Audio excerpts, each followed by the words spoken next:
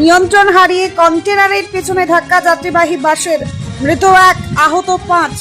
নিয়ন্ত্রণ হারিয়ে একটি কন্টেনারের পেছনে ধাক্কা মারল একটি যাত্রীবাহী বাস। ঘটনাটি ঘটেছে শুক্রবার ভোরে কাকসার বিরুডিহার কাছে 19 নম্বর জাতীয় সড়কের ওপর কলকাতাগামী রাস্তায়। দুর্ঘটনায় গুরুতর আহত হয় প্রায় 6 জন যাত্রী।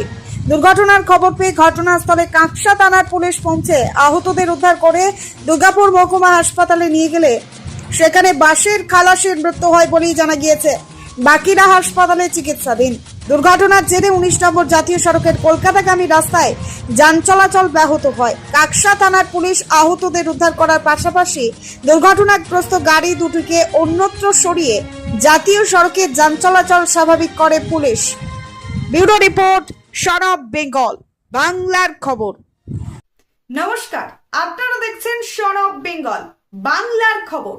সন অফ বেঙ্গলের মাধ্যমে প্রত্যেকটা খবর সবার আগে আপনাদের কাছে পৌঁছে দিই আমরা।